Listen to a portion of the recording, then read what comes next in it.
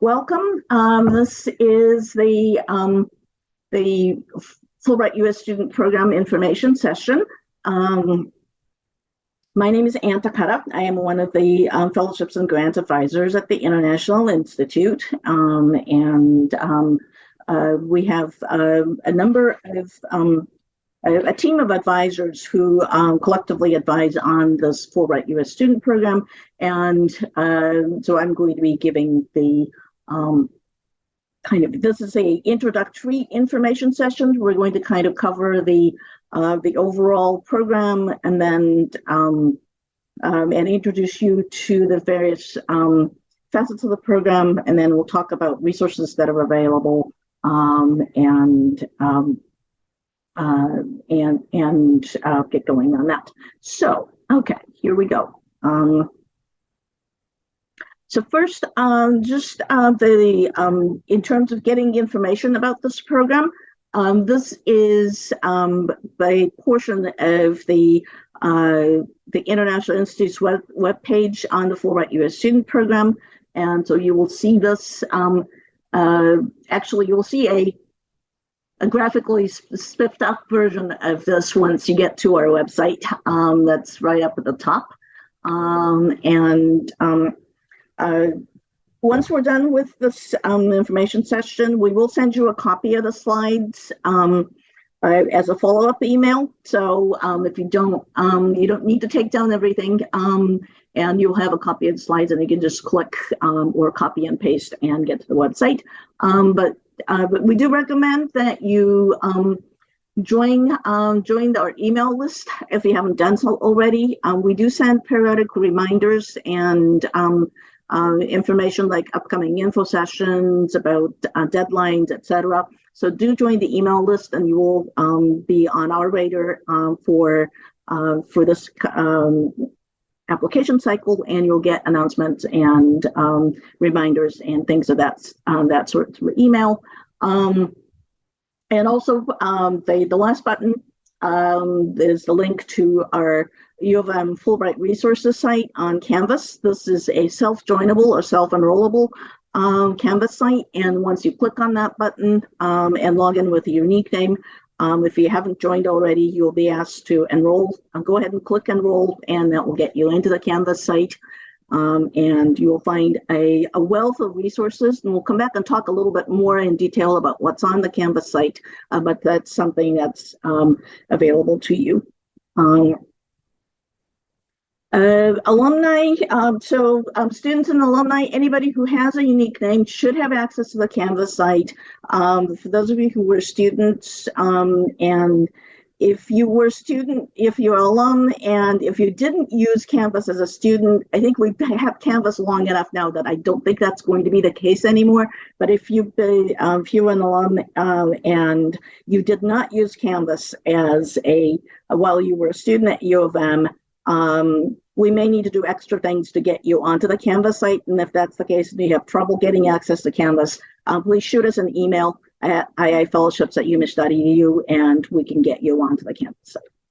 Okay. All right. So now that we've talked about that, let's talk a little bit about the Fulbright program in general. So Fulbright program, there's a collection of about maybe a dozen or so different programs that have the Fulbright name on it. So the Fulbright name is an umbrella. It was originally created in 1946 by an act of Congress, and it is considered the flagship grassroots exchange program by of the United States. It is administered by the federal government, the State Department. And under the Fulbright umbrella, as I said, there are about a dozen or so different kinds of programs that target both U.S. citizens who want to go overseas, as well as international students and scholars who want to come and study and do research in the United States. This particular program that we're talking about, the Fulbright U.S. student program, is for, as the name suggests, U.S. citizens who are still students. This is the flagship considered the flagship exchange program for the U.S. Of U.S. citizens going abroad. The goal of the Fulbright program is to increase mutual understanding between the people of the United States and people of other countries through exchange. And so all of the Fulbright program, including the U.S. student program, have some sort of a community engagement component where you're expected to interact with the local people that you come in contact with and learn from them, and also to introduce American culture to the people that you meet. Okay. All right. So in terms of real basic rules of eligibility, to apply through the University of Michigan, you need to be either a currently enrolled U of M student or recent alumni. It is possible to apply without applying through the University of Michigan as an at-large applicant. If you are an alum, you're welcome to apply through us, as long as you're not currently enrolled in another post-secondary institution based in the United States. So if you're a currently enrolled student, you're required to apply through your currently enrolled institution. So if you're a U of M student, you apply through U of M. If you're a U of M alum, and if you're currently enrolled elsewhere at another U.S. institution, then you're required to apply through your current institution. So that's that. You do need to have U.S. citizenship by the time of the national deadline. This is a federal government requirement, and so you do need to have U.S. citizenship. So permanent residents are not eligible for this program. You need to have a bachelor's degree by the start of the grant. Typically, that means if you're graduating, if you're rising senior right now, and you're going to be graduating either in December of this year, at the end of the winter term next year, May of 2024, or August of 2024, you should be okay to apply for the cycle. There are a few grants, especially those in the Southern Hemisphere, that start later than fall of 2024, and in which case you might be able to graduate later than August of 2024. But generally speaking, but the requirement is that you need to have your bachelor's degree in hand by the time you start your grant. Also, this is because this is the program that targets students. You cannot have completed your PhD at the time of the application. So if you're going to have your PhD in hand by the national deadline in October, you're not eligible for the U.S. student program, but you should instead be applying for the U.S. scholar program. And if you're in this situation, I'm happy to talk to you about exactly which category you fall into and which program you should be applying for. But those would be your options. Between the U.S. scholar and the U.S. student program, you can only apply for one or the other. So if you're going to be completing your PhD within the next half a year or so, we do need to determine which program you're going to be applying for.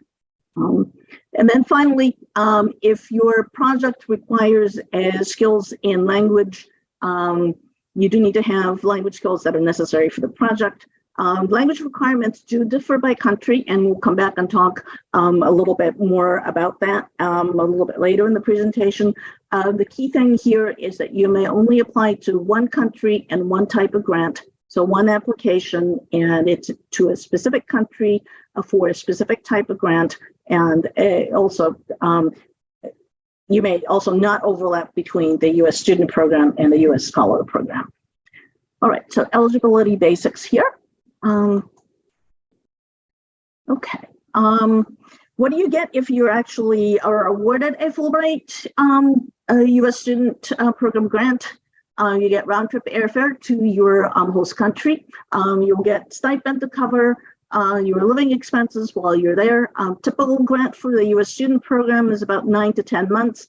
Exactly how long that is, whether it's 9 months, 10 months, that depends it depends on the country that you're headed to. But typically, it's about 9 to 10 months. You'll get a a stipend to cover your living expenses. It's a modest stipend. It's enough to pay for your living expenses, in other words, rent, food, and incidentals. The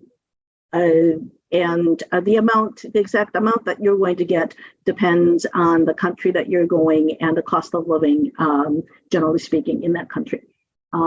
You'll get accident and sickness coverage, kind of a basic health insurance.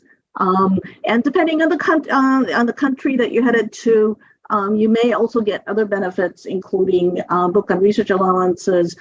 Some countries have like a midterm conference for all of the students who are doing research and study. If you're doing a graduate program, some countries when some awards come with full or partial tuition waiver. You may also have opportunities for language study, and many countries do pre-departure and or in-country orientations, either virtually or in person. Again, the exact collection of what's available to you does depend by country, and you can get a description of the exact more details on the specifics of that country by looking into the country and award profile that you can find on the Fulbright website. Okay, so what can you do, and where can you go with a Fulbright grant? So Fulbright grant comes in, depending on exactly how you divide things up, it comes in several different types. We tend to classify these in kind of 3 ways, and this is typically how we talk about them: a study research grant, a creative performing arts grant, and an English teaching assistantship.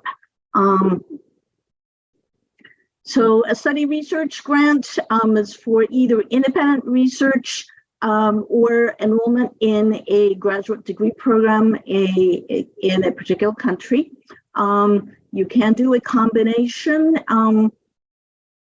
So you could be doing independent research and taking a couple of courses as a visiting student. You can also be doing a full-time degree program, graduate degree program, so master's or first year of a master's program or a PhD as a Fulbright student. Typically about 9, it covers the academic year, so 9 to sometimes 12 months. If you're doing independent research, you get to design your own program, choose the location, and do all that kinds of things, and then basically design your own experience. Available in about 140 countries, a total of about 1,000 or so awards. Awards in creative and performing arts, it's technically considered a subtype of the study and research grants, or if you want to do a creative and performing arts application, you're actually going to be applying for an open study research award with kind of extra or kind of a variant of that. And if you're interested in creative and performing arts, you can do, train in a particular arts specialty, either at a college or a specialized institution like a conservatory, or you can train one-on-one with an arts professional in your field. And that's sort of more like an independent research, but it's independent training. Again, if that's what you're interested in, you get to pick the person that you want to study with, a particular artistic skill, and then design your own experience. Again, 9 to 12 months. It's because this is a subvariant of the open study research award. It's also available in approximately 140 countries. So between the straightforward study and research grant and the creative and performing arts, in between these two types, total of about 1,000 awards. And then the other type is the English teaching assistantship, or we abbreviate this as an ETA, Fulbright. These are awards that will place you as a English language instructor, technically an assistant instructor, to be working with a local instructor of English language to be teaching English language and American culture in the educational setting in a foreign country. Exactly what kind of placement you're going to get and what's available does depend quite a bit by country. And so you're going to be teaching in the class. The expectation is that you're going to be teaching in the classroom part-time, typically about 15 to 20 hours a week. And then you get the prep time to prepare for those time in the classroom. And then in some cases, you will also be asked to do an small-scale independent project that's related to teaching English and teaching American culture that goes along with your teaching assignment. Now, different countries, as I said, have different kinds of placements. Some countries will do exclusively university level placement. Some countries have a variety. You should check out the country profile and the award description for the ETA for that country to make sure what's available and how this is done. In most cases, you're going to be assigned a placement. You don't have much of a choice as to exactly where you're going to end up. Although in some cases, you can state your preference. For example, Spain is one of those countries where there is a large collection of positions, like up in the hundreds, 100 and some odd positions available, and they vary somewhat depending on which region of the country that you're going to, and you actually get to state a preference up to 3 different regions that you'd like to go to, and also specify what level, primary, secondary, or university level that you'd like to be placed in. And then there are other countries where it's only one type of placement. They only do high schools, or they only do college level, undergraduate level,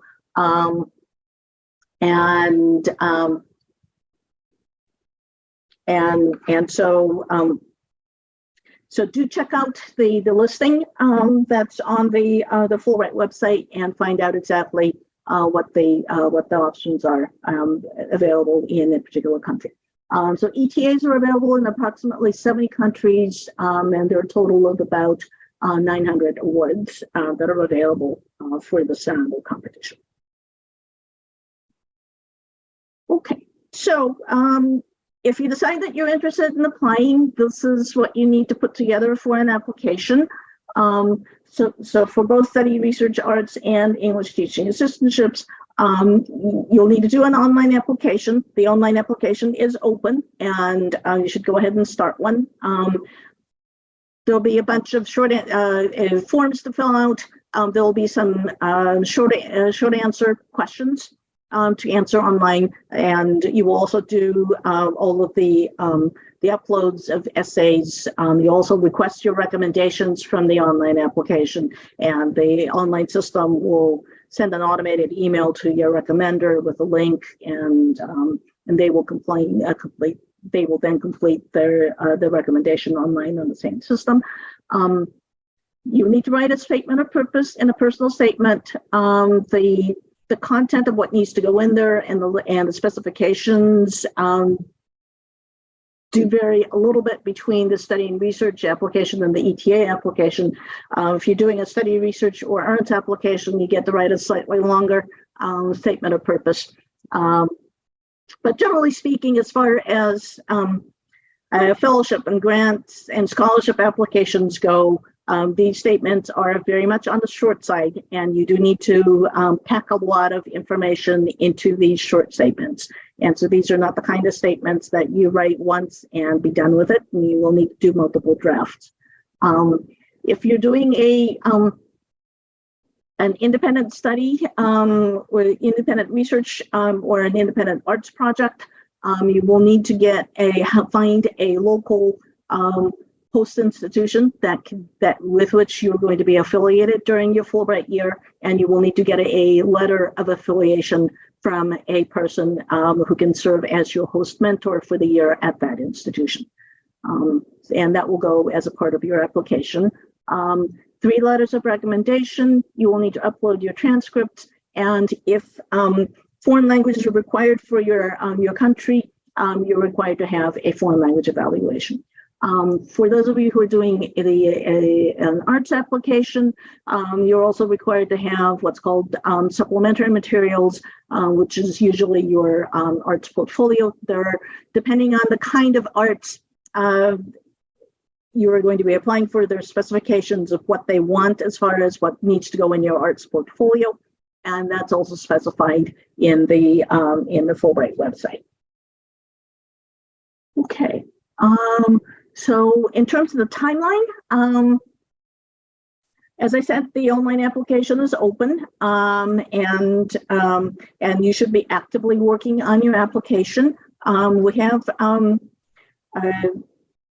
advisors available at the International Institute to discuss your application and your one-on-one, and so you can sign up for an advising appointment. And we do advising between throughout the summer, at least between now and the end of July. You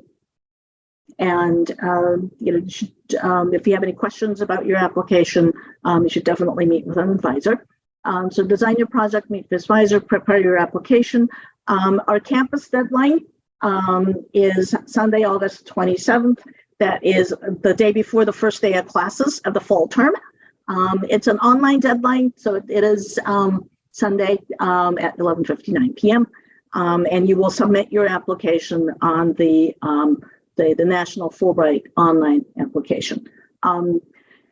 The campus deadline, you need to have pretty close to a done application, although there are opportunities to revise your application after this deadline, but you need to have something that's pretty close to a final application by the campus deadline. If you submit your campus deadline, if you submit your application by the campus deadline, then you become eligible to have what's called a campus interview. And this is scheduled usually sometime in September, depending on the number of applications and our schedule. It might go into the first week of October, but it's usually scheduled after Labor Day in September. And this is your chance to meet with a panel of faculty and usually a Fulbright Program advisor. They will have read your application that you submitted by the campus deadline, and this will be your opportunity to discuss your application and get feedback on your application.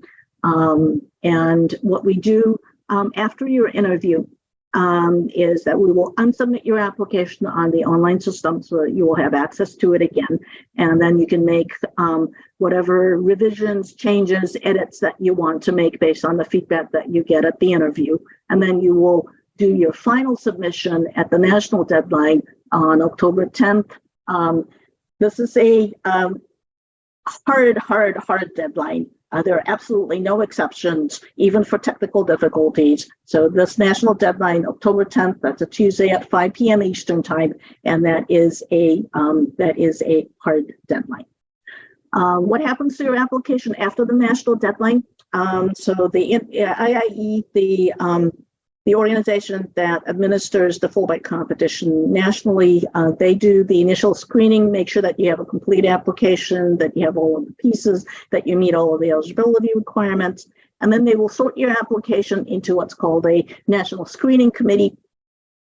The National Screening Committee is organized by,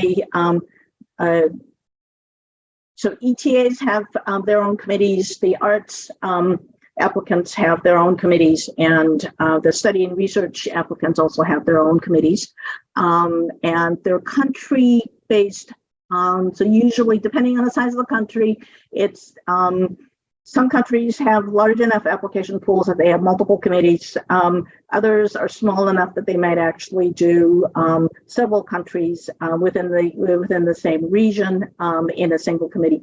But it is a country and region-based committee. It's interdisciplinary. So these are all tenured faculty members at the universities and colleges within the United States who are specialists in the region that they're reviewing for. So they have a lot of experience doing research and working in the countries that they're reviewing for. And it's an interdisciplinary committee with usually a pretty well balanced representation between humanities, social sciences, the professions like business and public health, and so on and so forth. Now, I had a chance a couple of years ago to go observe one of these committees in action, and so I got to sit on the one of the Southeast Asia panels, and we reviewed like 4 or 5 different countries within the Southeast Asia region, and we had a historian, an anthropologist, a public health expert, and somebody at the business school on this committee. So you're going to get a mixture of experts in different areas. So obviously you're writing to an intelligent audience. I mean, these are people who all have PhDs and have done lots of research. And so you're writing to an educated audience, but they may not necessarily be specialists in your own subject matter. So you're going to have to write to somebody who may not be, who may not understand the particular topic that you're working on, but they're generally speaking, an educated audience. So they will do the initial screening and make decisions about, they will make the first cut. If you make it through this cut, you'll be designated a semifinalist, and you'll be notified usually sometime in January 2024. Some of the semifinalist notifications come out as early as late December, but you will definitely know. Most of the announcements will come in January, and you'll definitely know by the end of January whether you've been selected as a semifinalist or not. If you are selected as a semifinalist, then your application will go to your host country, and we'll go through your final reviews there within the host country, and that will be reviewed by a committee organized either by the Binational Fulbright Commission, if there is one in your country, or it'll be a committee organized by the U.S. Embassy in that country. There are approximately, I think, about 40 countries or thereabouts that have the Binational Fulbright Commission. And again, this review committee then will be composed of government officials and embassy officials, both on the U.S. side and the host country, as well as a collection of academics in various disciplines in the host country.